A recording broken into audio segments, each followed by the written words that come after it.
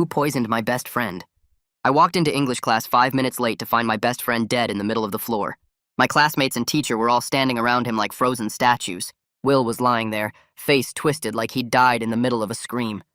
I dropped my backpack and ran to him, grabbing his shoulders and shaking him like maybe he was playing a prank, but his body was already cold. What happened? I screamed at everyone kneeling on the floor, but they just stared at me with these blank, shocked faces. He just randomly started choking, Sophia finally said. Then he fell and started convulsing. The paramedics showed up, but they didn't hurry because one look told them what we already knew. Will was dead. The police separated us all for questioning, and that's when they told me Will had been poisoned. They found his water bottle on his desk and tested it right there, and the detective's face went grim when he saw the results. Where were you before class? The detective asked me. I was in the bathroom, I said. I was late. And before that? Walking to school with Will like always. He wrote something down. Anyone ever have problems with Will? I thought about Hazel, who Will dumped 2 weeks ago. Josh, who Will accused of cheating and got Josh suspended. But I didn't want to throw someone probably innocent under the bus, so I just shrugged. They let us go home but said not to leave town. I sat in my car and watched my classmates leave one by one, noticing how they all avoided looking at me. That's when I realized they thought I did it. I was Will's best friend. I was late to class. I was the last person he was with.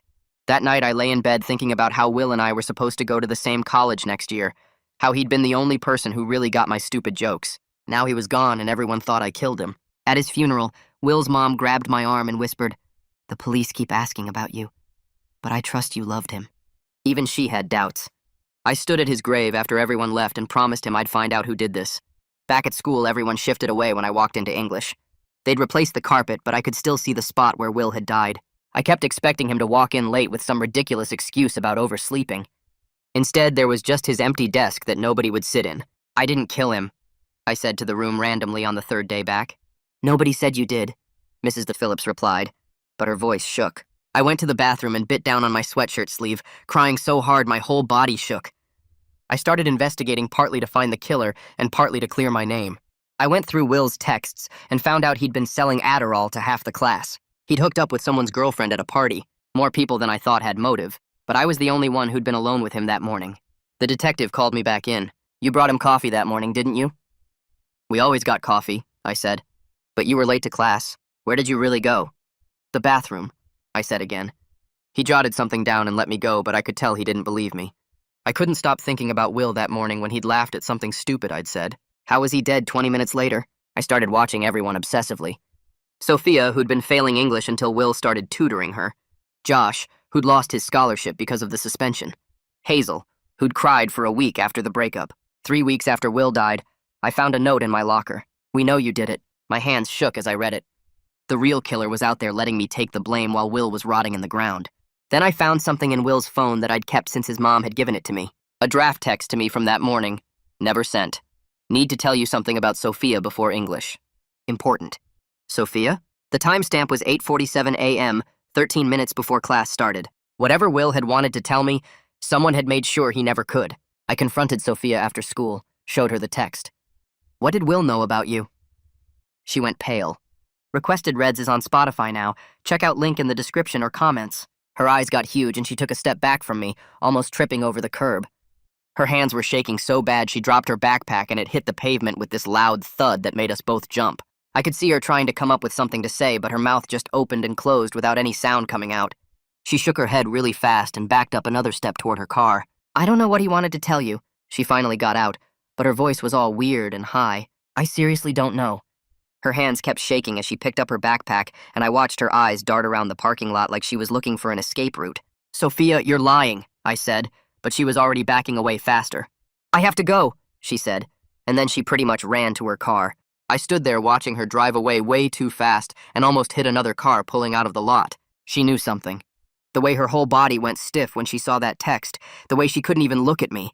All of it screamed that Will had known something about her that got him killed. That night I couldn't sleep. So I pulled out my phone and started going through every memory I had of Will and Sophia together. They were always in the library during study hall, sitting at that table in the back corner near the history section. Will would have his laptop out and Sophia would be writing stuff down in her notebook, and I always thought they were working on English homework since she was supposedly failing. But now that I really thought about it, Sophia was actually pretty smart. She got good grades in her other classes, and she was always raising her hand in history to answer questions that nobody else knew. So why would she need tutoring in English? And why would Will be the one doing it when he barely passed English himself last year? I remembered walking past them once and seeing Sophia slide a piece of paper across the table to Will, and he'd looked at it and nodded before putting it in his backpack. At the time, I figured it was just homework or notes or whatever, but now it felt different. Now it felt like maybe she was doing his work for him, not the other way around. The more I thought about it, the more I realized they spent way more time together than I'd noticed. They were always talking in the hallway between classes, and sometimes Sophia would look upset or stressed, and Will would have this smile on his face that I'd thought was friendly, but now seemed kind of mean. The next morning, I got to the school early and waited by Sophia's locker. When she saw me standing there, she froze and looked like she might turn around and leave, but I held up my hands to show I wasn't going to yell at her or anything. "I just want to understand what happened to my best friend," I said, keeping my voice calm even though my heart was beating really fast. "Please, Sophia. I know you're scared, but I need to know the truth." She stared at me for a long time, and I could see tears starting to form in her eyes. Then she looked around to make sure nobody was listening and moved closer to me. "Will was blackmailing me," she whispered, and the words came out like they'd been stuck inside her forever. "He found out that my dad is in prison, and he said he'd tell everyone if I didn't do his homework for him." My stomach dropped, and I felt sick. "What?" I said. "For how long?" She wiped her eyes with her sleeve. "Since the beginning of the year. He said everyone would make fun of me and that colleges would find out and it would ruin my life. So I wrote his English papers and did his reading assignments and basically did all his work while he got to hang out and party and sell pills to people." The tears were really coming now, and she wasn't even trying to hide them anymore. "I finally decided I couldn't take it anymore. I was going to report him to the counselor that morning."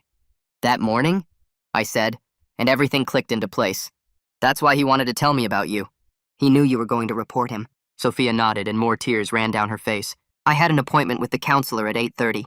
I was supposed to tell her everything and show her the texts where Will threatened me, but then he died before I could get there, and now I feel so terrible because part of me was relieved that he was gone, and I wouldn't have to deal with him anymore." She covered her face with her hands.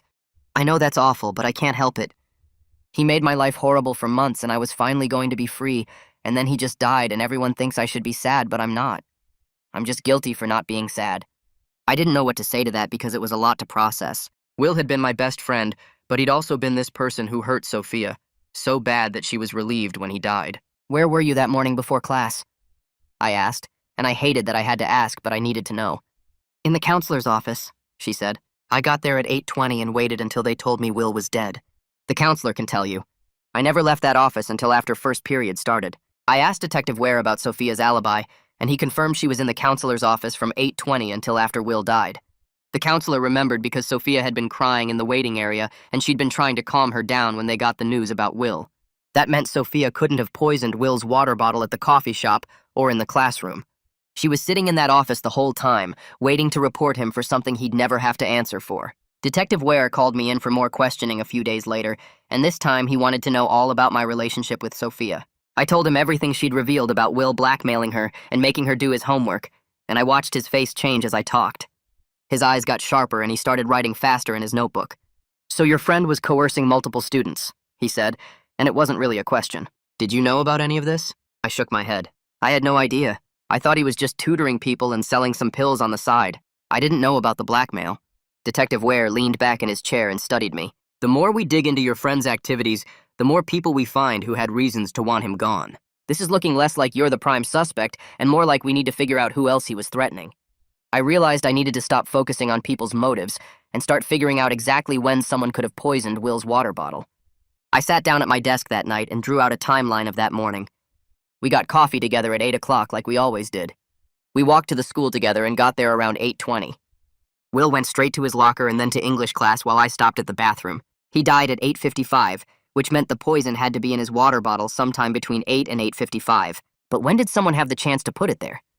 The water bottle was in Will's hand or in his backpack the whole time except for when he set it down to get our coffee drinks. I needed to go back to the coffee shop and figure out if someone could have accessed it there. The next morning I went to the coffee shop before school and found Skylar working behind the counter. She recognized me right away because Will and I came in every single morning. "Hey," she said, and her face got sad. "I heard about Will. I'm really sorry." I thanked her and asked if she remembered that morning when we came in. "Of course," she said. "You guys were regulars." Will always got the same thing, and he always refilled his water bottle at our filtered water station while he waited for the drinks. That detail made me stop. "The water station?" I said. "Where is that?" She pointed to a spot near the counter, but kind of off to the side, where there was this big water dispenser with a filtration system. It's right there. Will would set his bottle under the tap and fill it up while looking at his phone. He did it every time.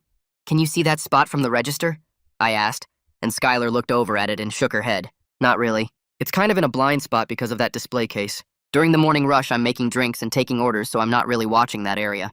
Anyone could walk over there and I probably wouldn't notice unless they bumped into something. My heart started beating faster because this was it. This was when someone could have done it. Do you remember anyone else from the school being here that morning? I asked. Skylar thought about it for a minute, chewing on her lip. There were a lot of people that morning because it was right before school started, but I do remember seeing someone in a dark hoodie standing near that area. I thought it was weird because they weren't ordering anything, just kind of lingering.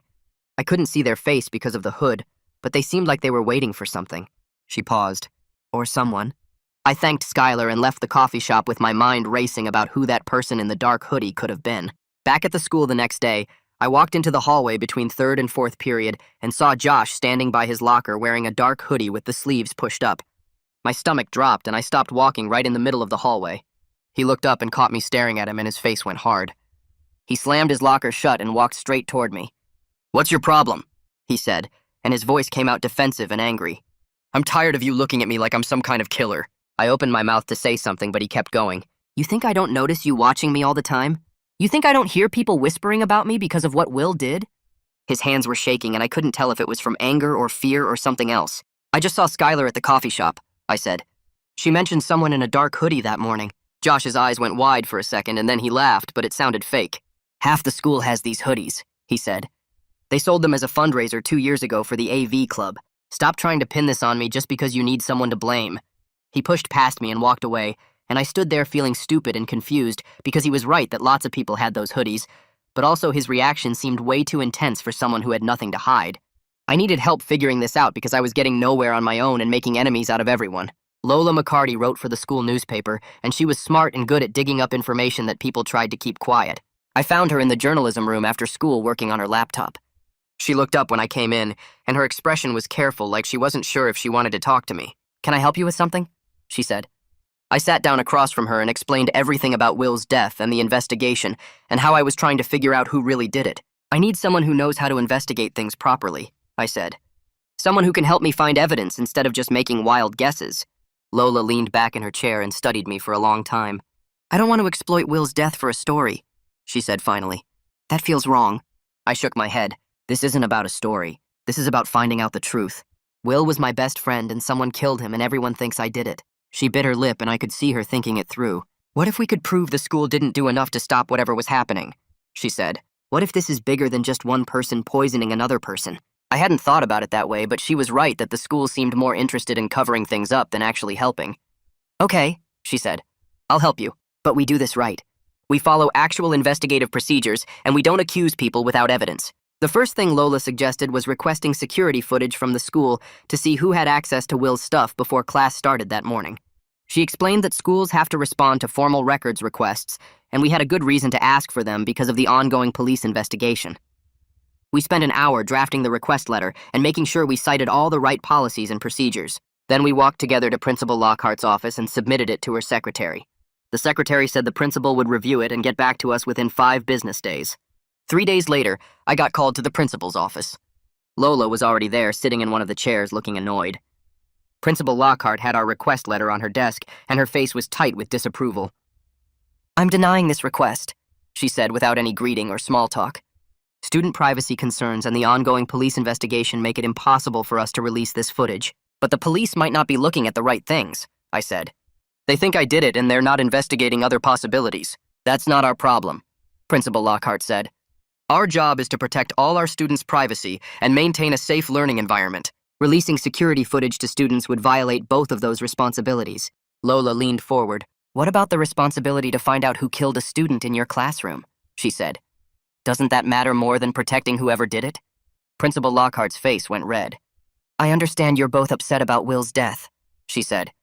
"But I won't have you disrupting this school with amateur detective work. The police are handling the investigation. Let them do their job." We left her office and I felt like punching a wall because it was so obvious she cared more about the school's reputation than actually finding out who killed Will. 2 days after that, Detective Ware called me and asked me to come to the station. When I got there, he had a file folder open on his desk with a bunch of papers inside. The toxicology report came back with more details, he said. The poison that killed your friend was a pesticide derivative, specifically something similar to malathion. Do you know what that is? I shook my head. It's used to kill insects on plants, he said. Agricultural use mostly, but also in greenhouses and gardens. Do you know if Will had any connection to pesticides or gardening? My brain started working fast. We have a greenhouse at the school, I said, for biology class. We grow plants there, and I think they store chemicals and stuff for treating them. Detective Ware wrote something down. Who has access to that greenhouse? Lots of students volunteer there, I said, and then I remembered something that made my stomach hurt. Hazel volunteers there. She loves gardening. She was there all the time when she and Will were dating. The detective looked up at me. Hazel is the ex-girlfriend? I nodded. She would know about pesticides. She would know where they're kept and how to use them. I left the police station feeling sick because I didn't want it to be Hazel, but the evidence kept pointing toward her. That afternoon, I went to the greenhouse after school and found her there watering some tomato plants. She looked up when I walked in, and her whole body went tense. "What are you doing here?" she said. "I need to ask you about the pesticides," I said, "the ones they keep in here." Hazel set down the watering can and her hands were shaking. "I know where they're kept," she said quietly. "In the locked cabinet by the sink. But I would never hurt Will. I know he hurt me, but I wouldn't kill him." Her voice broke on the last word, and I could see tears starting in her eyes. "He didn't just dump me," she said. "He cheated on me with like 3 different girls. And when I confronted him about it, he told everyone I was clingy and unstable and making things up. He made people think I was crazy." She was crying hard now and wiping at her face with her sleeve. "I hated him so much, but I loved him too, and I don't know how both those things can be true at the same time, but they are. It was tearing me apart even before he died." I stood there not knowing what to say because I understood that feeling of loving someone and hating them at the same time. Through her tears, Hazel admitted something else. "I tried to meet him that morning before school," she said. "I wanted to return some things he'd left at my house. I saw him at the coffee shop, but I couldn't do it. I just stood there like an idiot and then left without talking to him. That's why I've been acting so weird and guilty. I wanted to talk to him one more time and I didn't, and now I never can." I asked Detective Ware to check Hazel's story, and he called me back the next day. "Coffee shop security footage shows her entering at 8:15 and leaving 2 minutes later," he said. "She never approached Will or went near where he was sitting. Her timeline checks out. But here's the thing. That footage also shows at least 6 other people from your school were in that coffee shop during the window when the poisoning could have happened. We're looking at a much bigger pool of potential suspects than we thought." I started meeting up with Lola every day after school to go through everything we knew. She had this way of organizing information that made sense, like she could see patterns I was missing. We sat in the library on Thursday afternoon with her laptop open and a bunch of notes spread across the table. She pulled up the school's digital access logs that she'd gotten through some journalism club connection I didn't totally understand. Her finger traced down the screen and stopped on a name. Josh had signed into the AV room at 7:30 that morning, a full hour before school officially started. The AV room was right down the hall from our English classroom. He could have walked in there, done whatever he needed to do, and nobody would have seen him because the hallways were still empty that early. Lola looked at me, and I could tell she was thinking the same thing I was. Josh had opportunity. I found Josh in the parking lot the next morning before first period. He was leaning against his car, scrolling through his phone, and he looked up when I walked over. I asked him why he was at the school so early the day Will died. His whole body went tense, and he shoved his phone in his pocket. He said he was working on a video project for his college applications and needed to use the editing software in the AV room. I asked why he never mentioned that to the police or to anyone else. He stepped closer to me and his voice got louder. He said I was desperately trying to pin this on anyone, but myself because I couldn't handle that everyone knew the truth. Maybe I should look in the mirror instead of harassing everyone else about where they were and what they were doing. He got in his car and drove off before I could say anything else. I sat in my car after Josh left and his words kept playing in my head. Part of me wondered if he was right. I went over that morning again like I'd done 1,000 times already. Will and I got coffee together. We walked to the school together. I went to the bathroom and he went to class. But what if I did something without realizing it? What if I bumped his water bottle when I wasn't paying attention? What if I touched something with poison on it and then touched his stuff? My hands were shaking on the steering wheel.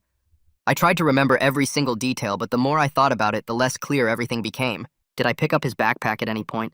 Did someone bump into me in the hallway and something transferred? I felt sick thinking that I might have killed my best friend by accident and didn't even know it. Sophia found me in the hallway between 3rd and 4th period that day. She pulled me into an empty classroom and closed the door behind us. Her voice was quiet, and she kept looking at the door like someone might walk in. She said she needed to tell me something about Will that she should have said before. He wasn't just making her do his homework. He was threatening to tell everyone that her dad was in prison if she didn't help him with whatever he needed. She'd been keeping that secret for 2 years, and Will found out somehow and used it against her. She said there were other people too. Will had dirt on half the school and wasn't afraid to use it. Other people knew about his blackmail stuff, and they had their own reasons to want him gone. She left before I could ask who else or what Will had on them. Everything I thought I knew about Will was wrong. I sat in English class that afternoon staring at his empty desk and realized I didn't actually know him at all. He was my best friend. We told each other everything, or at least I thought we did, but he was selling drugs and hooking up with people's girlfriends and blackmailing classmates, and I had no idea. He was hiding this whole other side of himself that was mean and manipulative. All those times he complained about other people causing drama, he was the one causing it. I felt stupid for defending him to everyone. I felt stupid for thinking he was this good person who someone murdered for no reason. Maybe someone had a pretty good reason. The school counselor called me down to her office during lunch. I'd been avoiding her because I didn't want to talk about my feelings or whatever, but she said it was mandatory, so I went. She had me sit in the chair across from her desk and asked how I was doing with everything. I said I was fine, which a lie. She said she knew I'd been investigating Will's death, and she wanted to make sure I was processing it in a healthy way. I told her I was finding out Will did a lot of bad things to people, and I didn't know how to feel about that. She leaned forward and said, "People can be both good friends to some and harmful to others. That doesn't mean our grief isn't real, or that we're bad for missing them." She said grieving someone doesn't mean pretending they were perfect. Seeking justice for them doesn't require defending everything they did. I left her office feeling slightly less terrible about the whole thing. Lola published an article in the school paper the next week.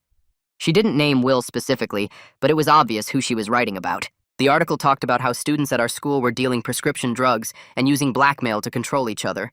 She wrote about academic coercion and how the administration knew about these problems, but chose to ignore them because they cared more about the school's reputation than actually protecting students. The article exploded. Half the school was mad at her for making us all look bad. The other half was thanking her for finally talking about stuff everyone knew was happening, but nobody wanted to admit. Teachers were pulling her aside in the hallways. Principal Lockhart called her into the office. But Lola stood by everything she wrote. My parents sat me down at the kitchen table that weekend. They said they were worried about me. I'd been obsessed with this investigation for weeks, and it wasn't healthy. They thought I should let the police handle it and focus on healing and moving forward. I told them I couldn't move forward until I cleared my name. Everyone at the school still thought I killed Will. The police still thought I was their main suspect. I needed to understand what really happened, even if the truth was complicated and painful. My mom reached across the table and held my hand. She said she understood, but she was scared I was losing myself in this. My dad said they'd support me no matter what, but they wanted me to think about whether this investigation was helping me or hurting me. Detective Ware called me on Monday morning. He said he wanted to update me on where things stood. I was still technically a person of interest, but his investigation had expanded a lot based on everything I'd told him about Will's activities. He was interviewing multiple students now. He was looking into the greenhouse pesticide inventory and who had access to those chemicals. He was checking access logs for different parts of the school building. He said the case was more complicated than they initially thought, and it might take a while to sort through all the evidence and testimonies. But he wanted me to know they were taking it seriously and looking at everyone who might have had motive and opportunity. I was cleaning out my backpack that night and found the receipt from the coffee shop tucked in the bottom. I almost threw it away, but then I looked at the timestamp. 7:58 a.m. We were there from 7:58 to 8:11. 13 minutes. I did the math in my head. Will died around 9. Class started at 9. We left the coffee shop at 8:11 and got to the school around 8:25. That meant someone poisoned Will's water bottle in a 13-minute window, either at the coffee shop or right after we got to the school. 13 minutes when someone slipped poison into his water knowing he'd drink it in class. 13 minutes that ended with my best friend dead on the floor. She stepped back from me and wrapped her arms around herself. Her eyes darted to the parking lot exit like she was thinking about running. I kept the phone screen pointed at her, showing the draft text Will never sent. She opened her mouth, but nothing came out at first. Then she shook her head fast and said she didn't know what Will meant by that text. I asked her again what Will knew about her, and she started crying. She said Will knew things about everyone and used them whenever he wanted something. She turned and walked to her car before I could ask anything else. I stood there watching her drive away and felt more confused than before. The next morning, I went to my locker to grab my English textbook. Shoved between my biology notes was a hall pass I'd never seen before. The date showed it was from the week before Will died. It gave permission to access the greenhouse during lunch period. I stared at it, trying to remember using it, but came up blank. The handwriting looked almost like mine, but something felt wrong about it. The letters were too perfect, too careful. Someone had copied my writing style, but not quite right. My hands started shaking as I realized someone might have forged this to make it look like I had greenhouse access. I took a picture of the hall pass and texted it to Detective Ware asking if he knew anything about it. Then I walked straight to the greenhouse to talk to the supervisor. The greenhouse was attached to the science wing and smelled like dirt and chemicals mixed together. I found the supervisor watering plants near the back. She was an older woman who volunteered at the school and loved talking about her garden. I showed her the hall pass and asked if she remembered me coming in that week. She looked at it and frowned. She said she didn't specifically remember me, but a lot of students came through during lunch. Then I asked about the pesticide inventory and her face got serious. She led me to a locked cabinet against the wall and opened it with a key from her belt. Inside were bottles of different chemicals lined up on shelves. She pointed to one spot where a bottle was missing. She said a small container of malathion-based product had disappeared sometime in the past month. She pulled out a notebook showing the access log. About 15 names were listed as regular volunteers who knew the cabinet combination, but she admitted the log wasn't always kept up perfectly. Some students had access without signing in every time. I took pictures of the log pages and thanked her. Walking back through the main hallway, I felt someone grab my arm. Gabe Glenn pulled me aside near the trophy cases. He was the school resource officer and usually pretty cool, but right now he looked annoyed. He told me I needed to stop playing detective before I messed up the real investigation. I tried to explain I was just trying to clear my name, but he cut me off. He said he understood why I wanted answers, but proper legal stuff mattered more than my timeline. The way he said it, though, made me think he was actually trying to help in his own way. He was warning me to be careful, not telling me to stop completely. I nodded, and he let go of my arm. That afternoon, I met Lola at the public library. She had her laptop open with a bunch of tabs about public records requests. She explained that we could formally request the school security footage and greenhouse access logs. It would start an official clock for the school to respond. She said it might take weeks, but it created a paper trail that made it harder for them to hide stuff. She helped me fill out the forms and we submitted them online. The next morning, Principal Lockhart made an announcement over the intercom during homeroom. She said the school would not be holding a memorial assembly for Will. She claimed the ongoing investigation and need to keep things normal made it impossible. Her voice sounded cold and robotic, like she was reading from a script. Everyone in my homeroom looked at each other. Someone muttered that it was messed up. I sat there feeling angry because it was obvious the school cared more about protecting their reputation than honoring a dead student. They didn't want to draw attention to the fact that someone got murdered on campus. 2 days later, I opened my locker before lunch and another note fell out. This one was different from the first. It said, "Stop asking questions or you'll be next." My hands shook so bad I almost dropped it. I pulled out my phone and took pictures from every angle. Then I walked straight to the main office and asked to see Gabe. He came out and I showed him the note. His jaw got tight and he told me to wait while he called Detective Ware. The detective showed up 20 minutes later and took the note as evidence. He asked if I had any idea who might have put it there. I said no, but someone was clearly scared of what I might find out. I picked up the note again before they bagged it and smelled something weird. It had a faint chemical smell that reminded me of the cleaning supplies stored near the AV room. The custodial closets were in that area too. I mentioned this to Detective Ware and he wrote it down. This detail meant whoever wrote the note probably had access to those spaces. That narrowed things down to students with special privileges or work-study positions in those areas. After school, I found Josh in the parking lot by his car. I asked him about the threatening note since he had AV room access. He spun around and got right in my face. He shouted that he had an alibi and I needed to stop harassing him. His face was red and spit flew when he yelled. He said he was with a teacher that whole morning discussing his suspension appeal. She could verify he never left her office until right before class started. He shoved past me and got in his car. I stood there watching him drive off way too fast. The next day I went to the counselor's office to ask about Sophia's alibi. The counselor was a middle-aged woman who always seemed tired. I explained that Sophia said she was waiting for an appointment that morning and asked if that was true. The counselor folded her hands on her desk and said she couldn't verify or deny that because of privacy rules. I tried to explain it could help the investigation, but she just repeated that she was bound by professional ethics. Her face showed she felt bad about it, but she wasn't going to break the rules even when they seemed to work against finding the truth. I left her office feeling stuck. That night, Hazel texted me a screenshot. It showed a message from Sophia sent the day before Will died. Sophia had asked Hazel questions about Will's schedule and what he usually did in the mornings. The message seemed innocent, like maybe she was just curious. But knowing what happened the next day, it felt different. It made me wonder if Sophia's whole victim story was real, or if she was hiding something bigger. I texted back asking Hazel why she was showing me this now. She said she'd been going through old messages and found it. She thought I should know that Sophia had been asking about Will right before he died. I stared at the screenshot for a long time trying to figure out what it meant. Detective Ware called me the next morning while I was getting ready for school. His voice sounded different from usual, less tired and more focused. He told me they had linked the poison to the greenhouse pesticide inventory for sure. The lab confirmed it was the same chemical compound stored in the locked cabinet near the biology classrooms. They had shut down access to that whole area until they finished investigating who had been in and out. I felt this weird mix of relief and fear wash over me.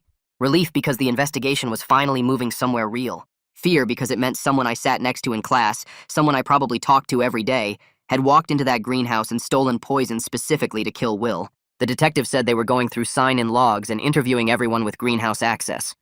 He told me to stay alert and let him know if I remembered anything else about that morning.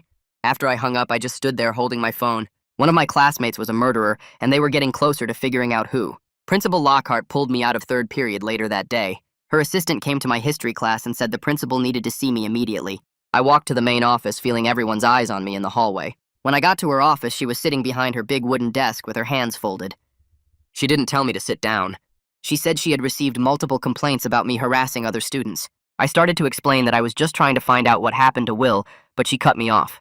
She said my behavior was creating a hostile environment and disrupting the educational process. She actually used those exact words like she was reading from some legal document. If I continued questioning other students or interfering with the investigation, she would have no choice but to take disciplinary action. Suspension or even expulsion were on the table. I stood there feeling my face get hot because it was so obvious she cared more about protecting the school's reputation than helping me find who killed my best friend. She dismissed me and I walked out past her assistant who wouldn't make eye contact. My phone buzzed during lunch. It was a text from Skylar at the coffee shop. She said she had been going through old security camera files from that morning and found something I needed to see. I texted back asking what it was, and she said she would rather show me in person. I left school during my free period and drove to the coffee shop. Skylar was wiping down tables when I walked in. She led me to the back office where they kept the computer with security footage. She pulled up an image on the screen that was grainy and dark. The timestamp showed 8:05 that morning. I leaned closer and saw the water station area where Will had filled his bottle. There was a hand reaching toward that area, just barely visible at the edge of the frame. The image was too blurry to see a face or identify who it belonged to, but it was the first actual visual evidence that someone had been near Will's bottle that morning. Skylar said the camera angle was bad, and this was the only frame that showed anything useful. She offered to send it to my phone, and I said yes immediately. I stared at that grainy image of the hand and felt my heart pounding. I called Lola and asked her to meet me at the library after school. When she got there, I showed her the image Skylar had sent. We zoomed in as much as we could on my phone screen. The hand was wearing a sleeve that had some kind of patch or logo on it. Lola squinted at it and said it looked familiar. She pulled up the school website on her laptop and started clicking through club pages. When she got to the AV club page, my stomach dropped. The members were all wearing hoodies with that exact same patch on the sleeve. It was a small design of a camera with the school initials underneath. Lola looked at me and I looked at her. Josh was in a V club. He had claimed he was in a teacher's office that whole morning, but now we had evidence of someone in an AV club hoodie near Will's water bottle. I saved the image and zoomed in on the patch again. The more I looked at it, the more certain I became that this was the breakthrough we needed. Josh saw me looking at the image on my phone the next day before first period. He walked up to me in the hallway and asked what I was staring at. I turned my phone screen toward him without saying anything. His face went red and he grabbed my wrist. He said those hoodies were sold as a fundraiser 2 years ago and half the school bought them. He started listing names of people who had them, including people who weren't even in AV club anymore. He was right that the hoodie alone didn't prove anything concrete, but the way he got so defensive and the fact that he knew exactly who owned those hoodies made me more suspicious than before. He let go of my wrist and told me to stop trying to frame him for something he didn't do. Then he walked away fast, his backpack bouncing against his shoulders.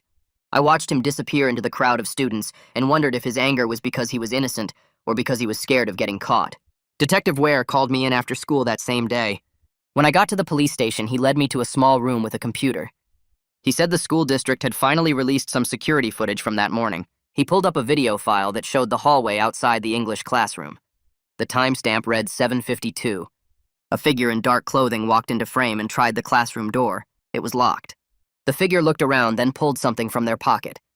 They unlocked the door and went inside. The footage was too far away and the angle was wrong to see their face clearly, but their height and build could match several people, including Josh and Hazel. The detective fast-forwarded, and the figure came back out 4 minutes later. They walked quickly down the hallway and out of frame. The detective paused the video and asked me if I recognized anything about the person's walk or clothing. I stared at the frozen image but couldn't identify them for certain. What I could see clearly was that they had approached the area where Will always left his backpack when he got to class early. I found Hazel after school in the parking lot. She was putting books in her trunk when I walked up. I told her I knew she had been in the classroom that morning. Her whole body went stiff.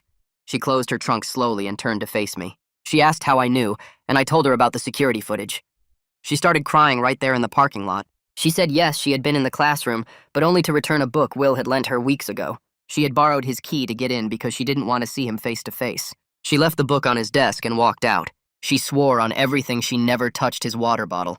She didn't even know it was in his backpack at that point. She kept saying she would never hurt him no matter how much he hurt her. Her voice cracked and she wiped tears off her face with her sleeve. I wanted to believe her because the pain in her voice seemed real. But I also knew that anyone could fake emotion if they were desperate enough. She got in her car and drove away, leaving me standing there in the empty parking lot. That night I sat at my desk and tried to think logically instead of emotionally. I drew a timeline of Will's water bottle from when he filled it to when he drank from it in class. The bottle went from the coffee shop water station to Will's hand, to his backpack, to the English classroom. Someone had added poison at one of those points. The coffee shop seemed most likely based on Skylar's image, but the classroom was possible too based on the security footage. Even the parking lot or hallway between locations could work if someone got access to his backpack. The problem was that multiple people had opportunity at different points. Josh could have done it at the coffee shop if he was there early. Hazel admitted being in the classroom with access to his stuff. Even Sophia had been around that morning based on her own admission. I felt like I was trying to solve a puzzle where half the pieces looked identical. I met up with Lola the next day and we spread everything out on her kitchen table. The coffee shop image, the security footage screenshots, the timeline I had drawn, the list of suspects with motives and opportunities. We started mapping out 3 specific windows when the tampering could have happened. Window 1 was at the coffee shop water station between 8:05 and 8:10 based on Skylar's footage. Will was distracted on his phone and someone in an AV Club hoodie was nearby. Window 2 was in the parking lot or hallway between 8:15 and 8:25 while we walked from my car to the building. Someone could have bumped Will or accessed his backpack during that time. Window 3 was in the classroom between 7:50 and 8:30 before Will arrived. The security footage showed someone entering with a key and approaching his desk area. Each window had different suspects with proven or possible opportunity. Lola made notes on her laptop while I stared at the map we had created. The answer was somewhere in these 3 windows, but I couldn't see it clearly yet.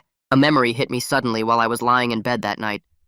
I sat up in the dark, remembering something from that morning that I had completely forgotten. Someone had bumped into Will in the hallway between the parking lot and the English classroom. We were walking through the crowded hallway and someone rushed past going the other direction. They knocked into Will hard enough that he dropped his backpack. Books and papers spilled everywhere. At the time, it seemed like a normal accident in the morning rush. Will had laughed it off and we picked everything up together, but now I wondered if it was intentional. If someone had caused that collision specifically to get access to his backpack for a few seconds while he was distracted picking things up. I grabbed my phone and tried to remember who it was that had bumped into him. The face wouldn't come into focus in my memory. Just a blur of movement and the sound of Will's backpack hitting the floor. I texted Lola that I remembered something important and we needed to talk first thing in the morning. Detective Ware called me the next morning while I was getting ready for school. He said the lab had finished analyzing the poison and found something important. The poison was malathion-based, which is a type of pesticide, but someone had mixed it with citrus flavoring to hide the smell and taste. My stomach dropped because Will always added lemon to his water. He was obsessed with it and carried those little lemon packets everywhere. The killer had known his habits well enough to mask the poison in a flavor he expected and wouldn't question. I thanked Detective Ware and hung up, my mind racing through possibilities. The citrus detail changed everything because it meant this wasn't random. Someone had studied Will's routines and planned this carefully. I sat on my bed trying to think about who knew Will always used lemon in his water. Then I remembered something that made my hands go cold. Sophia used to grab handfuls of lemon packets from the coffee shop condiment bar. I had seen her do it dozens of times, and sometimes she would hand them to Will when they were studying together in the library. The connection felt huge and terrifying, but then I forced myself to think logically instead of jumping to conclusions. Sophia had a verified alibi at the counselor's office that morning. She couldn't have been at the coffee shop or in the classroom to poison Will's bottle, unless she had given him the poisoned lemon packet beforehand and he just hadn't used it until that morning. My head hurt trying to work through all the possibilities. Will's mom had asked me to come over and help sort through his stuff because she couldn't face doing it alone. I went to her house that afternoon, and she led me to his room, which looked exactly like it had the last time I was there. His backpack was sitting on his desk chair, and she told me to go through it and keep anything I wanted as a memory. I unzipped the main pocket and started pulling out notebooks and folders. At the bottom, I found a small zippered pouch where Will kept random stuff like gum and hand sanitizer. Inside were 3 lemon packets bundled together with a rubber band. I picked them up and noticed immediately that one felt different. It was heavier than the others, and someone had taped the edges shut with clear tape. My heart started pounding as I stared at it. This had to be it. This was how the killer had done it. I carefully set it down on Will's desk and took photos with my phone from every angle. Then I called Detective Ware and told him what I had found. He said not to touch it anymore and he would send someone to collect it right away. I sat on Will's bed waiting for the police to arrive and felt this weird mix of excitement and dread. This could be the evidence that finally revealed who killed my best friend. The lab results came back 2 days later, confirming what I had suspected. The lemon packet contained traces of the same malathion-based pesticide that killed Will. Detective Ware called me into the station and explained that this was the breakthrough they needed. Someone had preloaded the poison into a lemon packet, knowing Will would add it to his water himself. That's why no one saw anyone directly tampering with his bottle at the coffee shop or in the classroom. Will had essentially poisoned himself without knowing it. The method was smart and terrifying because it meant the killer didn't have to be anywhere near Will when he actually consumed the poison. They just had to get the poisoned lemon packet into his possession at some point before that morning. Detective Ware asked me if I had any idea when someone could have planted it in Will's backpack. I thought about it carefully and told him about the hallway collision that morning when someone bumped into Will hard enough to make him drop his backpack. At the time, it seemed like a normal accident, but now it felt deliberate. Someone had created chaos to access his bag for just a few seconds while he was distracted picking everything up. The question that kept me awake that night was who had been involved in that hallway bump. I tried desperately to remember, but the face wouldn't come into focus. It was just a blur of movement in the crowded morning rush. I knew it was someone from the school because they were wearing our uniform, but that didn't narrow it down much. Lola came over and we tried to recreate the moment using my phone to map out where we had been walking and what direction the person came from. She suggested we check with other students who might have been in that hallway at the same time. Maybe someone else had seen the collision more clearly than I had. We made a list of people whose lockers were in that area and planned to start asking around the next day. At the school the following morning, I ran into Gabe near the main office. He was the school resource officer and had been around during the whole investigation. We started talking about random stuff, and then he mentioned there had been problems with students having copies of room keys that weren't properly checked out. He specifically brought up Josh and said he had been caught with an AV room key that should have been returned to the office. The information made my brain start connecting dots. If Josh had unauthorized access to rooms, he could have been in places without anyone knowing. He could have entered the English classroom early that morning before security footage would have seemed suspicious. He could have accessed storage areas where pesticides were kept. Gabe noticed my expression change and asked if I was okay. I told him I was fine and hurried away before he could ask more questions. I found Josh in the gym after school finishing up basketball practice. He was alone shooting free throws and didn't notice me walk in until I was standing right under the basket. I asked him point blank about the unauthorized room keys and whether he had been in the English classroom that morning before Will arrived. His face went red and he told me to get lost. I pressed harder and asked about the hallway collision and whether he had bumped into Will on purpose to access his backpack. Josh shoved me backward and I stumbled but caught myself. He started yelling that I was trying to frame him for something he didn't do. I shoved him back and suddenly we were fighting for real. He punched me in the stomach and I tackled him to the gym floor. We rolled around throwing punches until he pinned me down and got in my face. He said Will deserved what happened for ruining his life with false cheating accusations. The words hung in the air between us, and I watched his expression change as he realized what he had just admitted. He let me go and scrambled backward. I sat up, wiping blood from my split lip. Josh grabbed his stuff and ran out of the gym, leaving me sitting there trying to catch my breath. Detective Ware called me into the station the next day, and his face was serious in a way that made my stomach hurt. He said my confrontation with Josh had potentially compromised the evidence against him. Josh's lawyer was already claiming harassment and coercion, arguing that anything Josh said to me was under duress and couldn't be used in court. I felt terrible realizing that my desperate need for answers might have actually made it harder to prosecute Will's killer.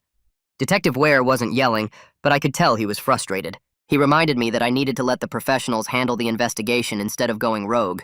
I apologized and promised to back off, but inside I was screaming because I had finally gotten Josh to admit something important, and now it might not even matter. The legal system felt broken and unfair. Will was dead, and the person who killed him might walk free because I couldn't control myself. Will's mom asked me to come over again a few days later. She said she had found something she wanted to share with me. When I got to her house, she handed me a printed essay that Will had written for English class about 2 months before he died. The title was about pressure and expectations. I sat on her couch and read through it slowly. Will had written about feeling like he had to maintain this perfect image at the school while his family was struggling with money problems. He talked about the stress of trying to seem like everything was fine when really he was worried about whether his parents could afford to send him to college. Reading it made me see him differently. He wasn't just the confident guy everyone thought he was. He was scared and struggling and making terrible choices partly because he felt desperate. It didn't excuse what he did to people like Sophia and Josh, but it made him feel more human and complicated. Will's mom watched me read with tears in her eyes. She said she wished she had known how much pressure he was under, so she could have helped him. I told her it wasn't her fault and that Will had made his own choices. But inside, I wondered if things would have been different if any of us had really seen what was happening with him. My phone buzzed with a text from Sophia later that night. She said she needed to tell me something about Hazel that might be important. We met at the coffee shop the next morning before school. Sophia looked nervous and kept glancing around like she was worried someone would overhear. She told me that Hazel had once mentioned knowing exactly which lemon packets Will preferred. Apparently, Will was picky and only liked the ones from a specific brand that the coffee shop sometimes carried. Hazel had joked about how predictable his coffee routine was and how she could probably poison him without him even noticing because he trusted his daily habits so much. Sophia said she hadn't thought much of it at the time because people say dark stuff when they're hurt and angry. But now, with everything that had happened, the comment felt sinister and specific. I thanked Sophia for telling me and watched her leave. My mind was spinning again because this redirected everything back toward Hazel. She had knowledge of Will's habits, access to pesticides from the greenhouse, and a clear motive from how badly he had treated her. I pulled out my phone and started typing a message to Detective Ware about this new information. I hit send and watched the message to Detective Ware go through. My phone buzzed almost immediately with his response telling me to come to the station the next morning. I drove straight to Hazel's house because I couldn't wait anymore. She answered the door looking exhausted with red eyes like she'd been crying for hours. I showed her the screenshot from Sophia about the lemon packets and asked her directly what she knew about Will's coffee routine. Hazel's face went completely white and she stepped back like I'd hit her. She started shaking her head and saying she didn't do it over and over. I told her I just needed the truth about that morning and what really happened. She collapsed onto her front steps and buried her face in her hands. Through her tears, she admitted she had gone to the school that morning before anyone else arrived. Will had been threatening to tell everyone she'd stolen things from his house if she didn't return his key. She said she'd been so scared of more lies and accusations that she'd slipped the key into his backpack in the hallway. She swore she never touched his water bottle or put anything in his bag except the key. I watched her cry and realized she was telling the truth about this part at least. She said Will had been getting worse in the weeks before he died, more controlling and mean, like he enjoyed having power over people who couldn't fight back. I sat down next to her on the steps feeling completely drained. The truth was so much messier than I'd wanted it to be. Over the next few days, I kept thinking about how many people had pieces of access and motive, but no clear single answer. Sophia had been coerced, but had an alibi. Hazel had access to pesticides and returned the key, but seemed genuinely devastated. Josh had the AV room access and motive from the suspension, but his timeline was fuzzy.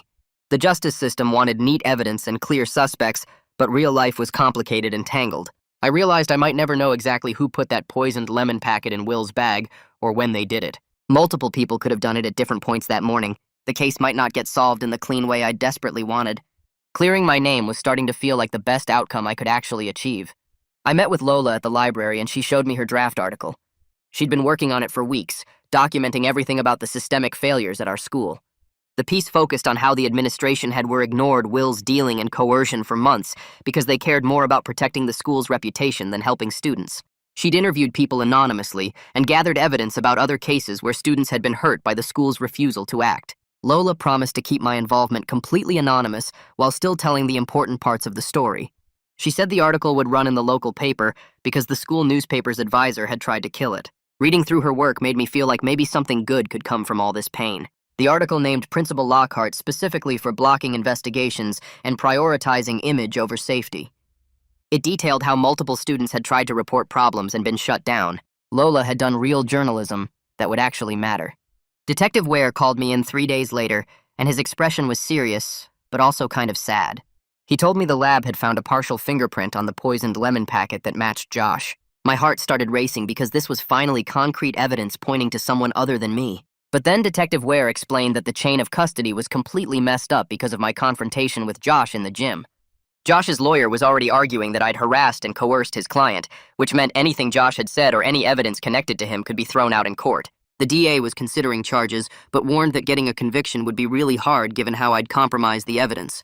I felt terrible realizing that my desperate need for answers had actually made it harder to prosecute Will's killer. Detective Ware wasn't yelling, but I could tell he was frustrated with me. He said the fingerprint proved Josh had handled the packet at some point but couldn't prove when or why. Josh could claim he'd touched it innocently at the coffee shop or that I'd planted it. The legal system had all these rules about evidence that made sense in theory, but felt broken when you were living through it. Will was dead, and the person who probably killed him might walk free partly because I couldn't control myself. I apologized again, but Detective Ware just shook his head and said what's done is done. He told me to go home and let the professionals handle the rest. I drove back feeling hollow inside. Lola's article came out on a Friday morning, and by lunch, the whole school was talking about it. The piece was detailed and powerful, showing how Principal Lockhart had repeatedly ignored complaints about student safety. It included quotes from anonymous students about Will's dealing and coercion, and documented other cases where the administration had covered up problems. Parents started calling the district office demanding answers. The school board announced an emergency meeting for that weekend. By Monday morning, Principal Lockhart had resigned, and the district was launching a full review of safety protocols. Josh stopped coming to the school entirely, withdrawing amid all the attention and scrutiny. I heard his family was talking to lawyers about suing the school and possibly moving away. The hallways felt different with everyone processing what the article had revealed. Some students were mad at Lola for airing everything publicly. Others thanked her for finally speaking up about things everyone had known but ignored. The whispers about my involvement in Will's death started to quiet down as people focused on the bigger systemic problems. I still got some suspicious looks, but the social pressure was finally shifting away from me. It wasn't complete vindication, but it was something. I could walk through the halls without feeling like everyone thought I was a murderer. Will's mom called and asked me to come over. I drove to her house feeling nervous about what she wanted to say. She made tea, and we sat in the living room where pictures of Will covered every surface. She told me she'd been thinking a lot about who her son really was versus who she'd wanted him to be. The investigation had revealed things about Will that she'd never known, things that made her question if she'd really understood him at all. I admitted that I'd been struggling with the same thing, missing my friend while also facing the reality of how he'd hurt people. Will's mom started crying and said she wished she'd paid more attention to the pressure he was under and the choices he was making. I told her it wasn't her fault that Will had made bad decisions. We talked for over an hour about the complicated person Will had been, both the good friend I remembered and the manipulative dealer who'd coerced classmates. She thanked me for seeking the truth even when it revealed uncomfortable realities about her son. She said she'd rather know who Will really was than live with a false, perfect memory. Our relationship would never be the same as it was before, but we reached this fragile understanding that felt honest. We agreed that we could honor Will's memory while also acknowledging the harm he'd caused. It wasn't about choosing one version of him over the other, but accepting that he'd been both things at once. I was cleaning out my locker after a long day when Gabe found me in the hallway. He'd been the school resource officer through everything, maintaining these professional boundaries while still trying to help where he could. He handed me a box with some of Will's belongings that had been held as evidence and were finally released. Inside were Will's watch, his phone case, and some other small things that his mom had asked Gabe to give to me. The gesture was simple, but it meant something. This quiet moment of care from someone who could have just mailed the stuff or left it in the office. Gabe asked how I was holding up, and I told him the truth, that I was doing better but still processing everything. He said he'd seen a lot of cases where the system failed people, and he was sorry this had been so hard. We stood there in the empty hallway, and I felt grateful that there were still people like Gabe trying to do right even within broken systems. He told me to call if I ever needed anything and then left me alone with the box. I looked through Will's things and felt this mix of sadness and acceptance. The investigation hadn't given me all the answers I'd wanted, but it had given me something, a clearer picture of reality and my place in it.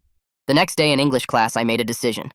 Will's desk had sat empty for weeks with nobody willing to sit there. I walked in and put my stuff down at his old spot. Mrs. Phillips looked surprised but didn't say anything. When she asked if anyone wanted to share memories of Will, I raised my hand. I talked about missing my friend, about the jokes we'd shared and the plans we'd made for college. But I also said that Will had hurt people and made choices that caused real damage. I refused to pretend he was perfect just because he was dead. But I also refused to let his mistakes erase the real friendship we'd had. The complexity felt right somehow, more honest than either extreme. Some classmates looked uncomfortable, but others nodded like they understood. Mrs. Phillips thanked me for sharing and moved on with the lesson. I sat in Will's desk for the rest of class feeling steadier than I had in weeks. I wasn't absolved of the suspicion completely, and the grief wasn't gone. But I was ready to move forward with the truth I'd found, messy and incomplete as it was. Will had been my best friend, and he'd also been someone who hurt people. Both things were true. I could miss him while acknowledging what he'd done. The case might never be fully solved, and Josh might never face real consequences. But I'd done what I could to find answers and clear my name. That would have to be enough.